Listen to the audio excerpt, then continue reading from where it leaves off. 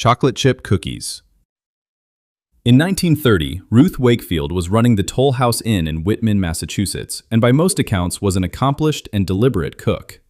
The popular story holds that she expected chocolate chunks stirred into her cookie dough to melt completely during baking, only to find that they held their shape instead. Whether the discovery was truly accidental or simply an experiment that worked better than expected, the result was a cookie that became one of the most replicated recipes in American history. She eventually sold the recipe to Nestle in exchange for a lifetime supply of chocolate, and the Toll House name has been on chocolate chip bags ever since. Potato chips. In 1853, a cook named George Crumb was working at a resort in Saratoga Springs, New York, when a customer repeatedly sent back his fried potatoes, complaining they were too thick and too soft. Frustrated, Crumb sliced the potatoes as thin as he possibly could, fried them until they were crisp, and salted them heavily, apparently intending the dish to be uneatable. The customer loved them. The snack spread through the resort and eventually far beyond it, becoming one of the most commercially successful food products ever made. Whether Crumb intended it as a joke or a genuine attempt at satisfaction depends on which version of the story you believe, but the outcome was the same either way. Popsicles. In 1905, an 11-year-old boy named Frank Epperson left a mixture of powdered soda and water on his porch with a stirring stick still sitting in it. That night, the temperature dropped below freezing, and in the morning, he found the mixture had frozen solid around the stick. He called it an Epsicle and began selling it to neighbors and at a local amusement park. He eventually filed for a patent in 1923, and the product was later sold to a larger company that renamed it the Popsicle.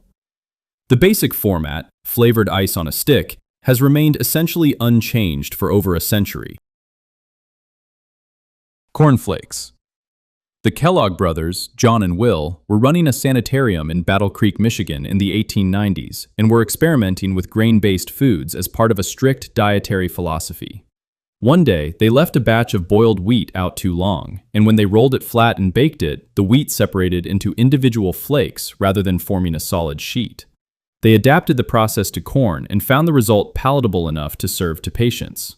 Will eventually saw commercial potential and launched the Kellogg Company around the product, creating an industry that transformed how people in the Western world ate breakfast.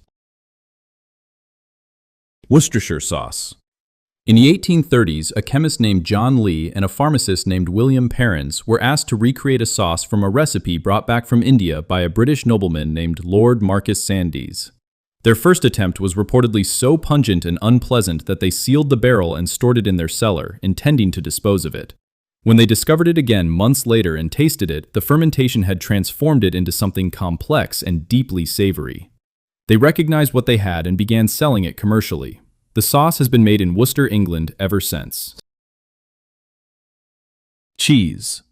Cheese almost certainly came about by accident thousands of years ago, likely when someone stored milk in a bag made from the stomach of a calf or sheep. Animal stomachs contain rennet, an enzyme that causes milk to separate into curds and whey. What someone discovered when they opened that container was a solid, edible substance with a longer shelf life than fresh milk. In an era before refrigeration, that property was extraordinarily valuable. The discovery happened independently across multiple cultures, and the process of refining and aging cheese eventually became one of the most sophisticated food traditions in human history. Ice cream cones. Before 1904, ice cream was served in cups or dishes. At the World's Fair in St. Louis that year, an ice cream vendor named Ernest Hamwi was selling zalabia, a thin, crisp Syrian waffle, at a booth next to an ice cream stand that had run out of dishes. He rolled one of his waffles into a cone shape and handed it to the neighboring vendor as a solution. The idea spread immediately across the fairgrounds and then far beyond. Several vendors at the same fair later claimed credit for the invention, but the basic circumstance, a shortage of dishes leading to an improvised solution, is consistent across most accounts. Brandy. Brandy developed from a practical problem in the wine trade during the 16th century. Dutch traders shipping wine from France found that wine spoiled during long sea voyages and also took up significant cargo space. Someone, the specific person is unknown, began distilling the wine down to concentrate it, reasoning it could be diluted with water at the destination. What arrived at port, however, was often found to be better left undiluted. The concentrated, aged spirit had developed flavors that the original wine never had. Traders began deliberately producing and selling it in this concentrated form, and brandy became a product in its own right.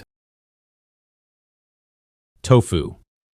Tofu's origin is traced back to China around 2,000 years ago, and the most widely cited explanation is that a cook accidentally mixed coagulating salt into a batch of fresh soy milk. The proteins in the liquid bound together and solidified into a soft white mass. Whether this was truly unintentional or a deliberate experiment is impossible to know at this distance, but the result became a foundational ingredient across East and Southeast Asian cuisines. It spread through China, Japan, Korea, and eventually the rest of the world, valued for its protein content, its mild flavor, and its ability to absorb the taste of whatever surrounds it.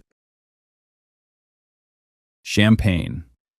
The common legend credits Dom Perignon, a French monk, with inventing champagne by deliberately trapping bubbles in wine. The reality is closer to the opposite. Winemakers in the Champagne region of France in the 17th century were frustrated by their wine re-fermenting inside the bottle during spring, producing carbonation they considered a flaw. The bottles would sometimes explode from the pressure, and the fizzy wine was seen as a failed product. English importers, however, found the bubbles appealing and began requesting it specifically. What winemakers had spent years trying to prevent gradually became the defining characteristic of the most celebrated wine in the world. Artificial sweeteners.